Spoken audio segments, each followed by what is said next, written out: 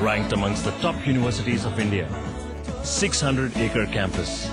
Lovely professional university. Transforming education, transforming India.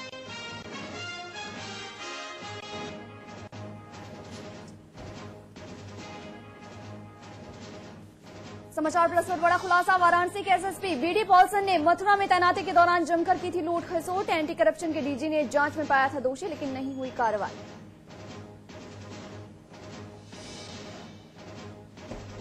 Sukhdev Singh नामधारी गिरफ्तार। उधम सिंह नगर से गिरफ्तार करके दिल्ली ले गई पुलिस। हत्या की कोशिश समेत 7 आपराधिक मामलों में गिरफ्तारी। चड्डा परिवार पर मेहरबान थी यूपी सरकार। पहुंची और परिवार के सदस्यों को एक ही दिन में जारी हुए थे 7 आर्म्स लाइसेंस। समाचार प्लस पर बड़ा खुलासा। 1991 में जारी किए गए थे लाइसेंस। इलाहाबाद हाईकोर्ट की फटकार के बाद बदले यूपी सरकार के सुर। वाराणसी में शिवपाल ने कहा, संदिग्ध आतंकियों को छोड़ने पर फिर से विचार करेगी सरकार। फिलहाल नहीं छोड़े जाएंगे आरोपी। संत कबीर नगर में कांग्रेस की बैठक में हंगामा। विरोध के बीच बैठक छोड़कर निकले विधायक मुकेश श्रीवास्तव। लोकसभा चुनाव की तैयारियों के लिए बुलाई गई थी बैठक। बाबा रामदेव पर कसा शिकंजा। खाद्य सुरक्षा अधिनियम के तहत हरिद्वार के एडीएम कोर्ट में केस दर्ज। 16 अगस्त को हुई थी पतंजलि के प्रोडक्ट्स की सैंपलिंग। सीबीआई निदेशक के पद पर रंजीत सिन्हा की नियुक्ति पर सुषमा और जेटली ने उठाए सवाल। पीएम को लिखी चिट्ठी, नियुक्ति पर पुनर्विचार करने की अपील। 2G घोटाले में सीएजी की रिपोर्ट को पूर्व डीजी ने कटघरे में खड़ा किया। कहा, दबाव डालकर कराए गए थे हस्ताक्षर। मुरली मनोहर जोशी बोले, सीएजी को बदनाम करने की कोशिश।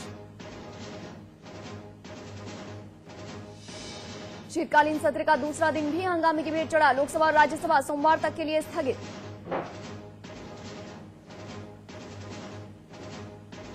और मुंबई टेस्ट के पहले दिन भारत ने 6 विकेट खोकर बनाए 266 रन। चेतेश्वर पुजारा ने लगाया दूसरा शतक। 114 रन बनाकर नॉट आउट।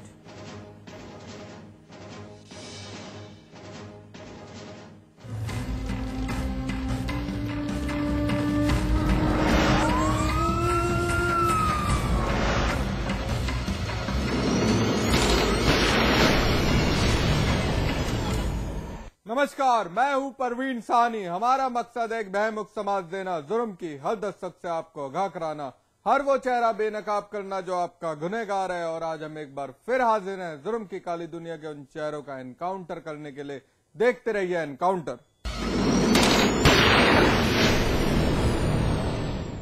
2 साल पहले उस प्रेमी जोड़े ने समाज की परवाह किए बगैर निकाह कर लिया।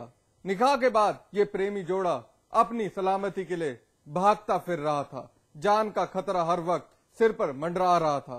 पुलिस से सुरक्षा की गुहार भी लगाई थी, सुरक्षा मिली भी, लेकिन क्या पता था कि मौत पीछा नहीं छोड़ने वाली। बस रह गई तना वो प्रेमिका।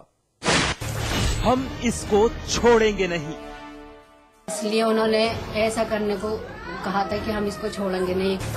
एक ना एक दिन मार कर रहेंगे, एक न एक दिन मार के रहेंगे।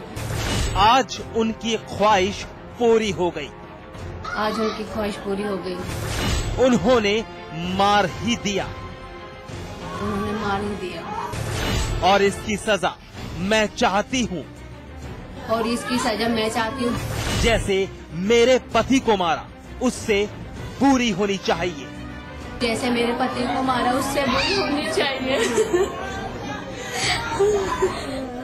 ये प्यार की सजा मौत दी है उन्होंने। ये प्यार की सजा मौत दी है उन्होंने।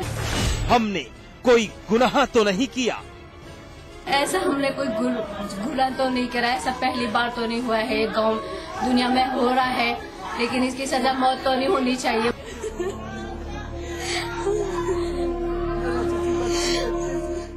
महविश यही नाम है इस मजलूम का। हाल बेहाल है इसका, तड़प रही है, बस बिलख रही है। मायूसी और तन्हाई का दर्द साल रहा है। इसकी जुबां पर आए अल्फाज शायद आपने सुन ही लिए होंगे। मोहब्बत की थी महविश ने, समाज की परवाह किए बगैर खुद अपनी पसंद का जीवन साथी चुना था। बुलंदशहर के गांव अड़ौली की रहने वाली महविश ने अब्दुल करीम का हाथ थामा था। इश्क परवान चढ़ा तो फिर 2 साल पहले निकाह भी कर लिया। महविश का परिवार खिलाफ था, रिश्ता नामंजूर था, लेकिन महविश और अब्दुल कोर्ट मैरिज कर चुके थे। अब उनका रिश्ता एक बीवी और शौहर का था। महविश और अब्दुल करीम अनजान थे कि मौत उनका पीछा नहीं छोड़ेगी, क्योंकि प्यार के दुश्मन नफरत पाल कर बैठे हैं और उसका शौहर उनके निशाने पर है। और मैंने हम एक गांव के रहने वाले थे, जिनसे मैं मोहब्बत करती थी और उनसे शादी कर ली हमने 2 साल पहले। और हमारी शादी से गांव वाले हमारे खिलाफ थे, हमारे घर वाले भी और गांव वाले भी। महविश और अब्दुल एक ही गांव के रहने वाले थे, लेकिन फर्क था तो बस बिरादरी में एक हैसियत था। महविश का परिवार अच्छा खासा रसूख रखता था, लेकिन अब्दुल की हैसियत थोड़ी कमजोर थी। निकाह के बाद गांव की पंचायत ने दोनों की मौत का फरमान सुना डाला। महविश और अब्दुल कभी दिल्ली रहने लगे तो कभी मेरठ। जान पर खतरा मंडरा रहा था। 2 साल के बाद में अब थोड़ा झगड़ा हुआ। गांव के लड़के थे, इस्लाम था, और जिसका एक होटल है वो है आसिफ नाम का, और एक मंजूर का पोता है। मंजूर का पोता सरवर उसने कट्टा दिया था। ये 8-9 लोग थे जिन्होंने पकड़ के गले पे 8-9 गोलियां चलाई, पकड़ के और मार के जान से भाग गए, बागों में जाके छुप गए। लेकिन बेखबर कि मौत पीछा नहीं छोड़ने वाली। एक साजिश के तहत महविश के शौहर अब्दुल का कत्ल कर दिया गया, गोलियां मारी गई। अब्दुल को इलाज के लिए अस्पताल लाया गया, लेकिन काफी देर हो चुकी थी। अब्दुल दम तोड़ चुका था।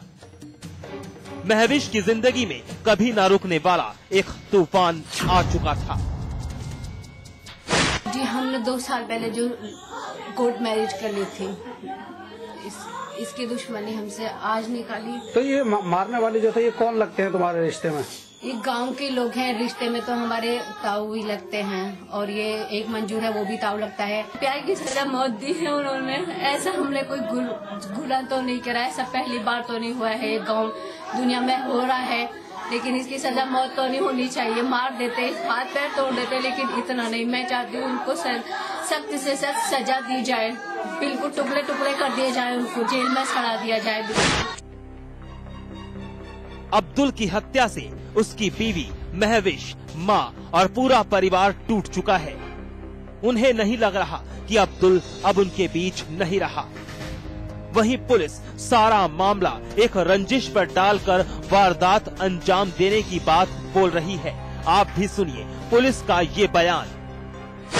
ये अब्दुल हकीम जो है, ये इसकी उम्र 32 वर्ष है और ये अड़ौरी गांव का रहने वाला है। इसके भतीजे सलमान खुद शेर मोहम्मद से इसी के गांव के सलमान नाम के ही लड़के से झगड़ा हुआ था। तो उसी बात को लेकर के इनमें आपस में शाम को झगड़ा हुआ। पूर्व में झगड़ा इनका हो चुका है, तो शाम को इनमें आपस में कहा सुनी हुई और इस पर सलमान ने जो है ये अब्दुल हकीम को गोली मार दी। फिलहाल पुलिस तहकीकात की बात बोल रही है।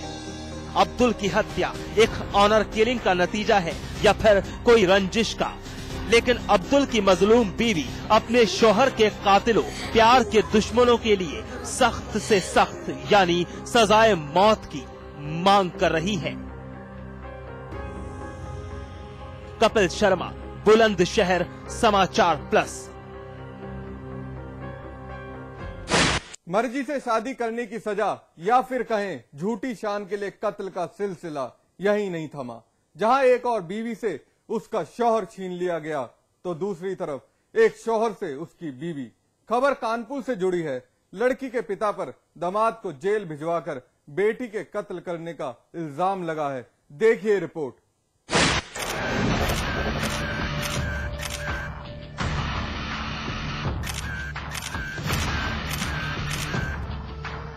अमित कुमार राठौर और प्रिया कश्यप। तस्वीर देखकर अंदाजा लगाना सहज है कि अमित और प्रिया पति पत्नी हैं। भले ही इनकी शादी समाज के उन रीति रिवाज के जरिए ना हुई हो, भले ही इनकी शादी परिवार की इजाजत के बगैर हुई हो, आखिरकार कानूनी तौर पर थे तो दोनों पति पत्नी, क्योंकि कानून ने इन्हें शादी की इजाजत दी थी। दोनों बालिग थे और आर्य समाज मंदिर में दोनों ने शादी कर ली थी। इन संबंधों का विरोध करते थे। हम इनको 2.5 साल पहले से जानते हैं। कब शादी हुई थी और क्या घरवाले लड़की का विरोध कर रहे थे? क्या इंटरकास्ट होने की वजह से घरवाले तो विरोध कर ही रहे थे, तभी तो इन्होंने हमको थाने में ले जाके पिटवाया दिया। क्या लगता है उसकी हत्या क्यों की गई? सबसे बड़ी कारण ये थी कि उसके माँ बाप ने हमसे कहा भी था कि आप इस मैटर से दूर हो जाओ, मतलब इसमें से शादी करना नहीं चाहते थे। कुल मिला की बात ये थी। तारीख 12 नवंबर 2012, दिन सोमवार। प्रिया ने अपने पिता की मर्जी के खिलाफ जाकर अमित से शादी कर ली। आर्य समाज मंदिर का ये प्रमाण पत्र तस्दीक कर रहा है दोनों की शादी। दिन ढला, शाम हुई, प्रिया और अमित साथ थे। अचानक प्रिया के पिता ने वहां दस्तक दी। प्रिया के साथ बदसलूकी, अमित के साथ मारपीट और साथ ले गए अपनी बेटी को। अमित ने तुरंत पुलिस की मदद के लिए 100 नंबर डायल किया, लेकिन हुआ उल्टा। पुलिस ने अमित की पिटाई की, बात नहीं सुनी गई। साफ था कि प्रिया के पिता की पुलिस से साठ गांठ थी। 2 दिन जेल में रहने के बाद अमित रिहा हुआ और सीधा पत्नी प्रिया से संपर्क साधने की कोशिश की। प्रिया से बात नहीं हो पाई। दिन गुजरने लगे, लेकिन तारीख 20 नवंबर 2012, दिन मंगलवार। अखबार की एक हेडलाइन ने उसकी चीख निकाल दी।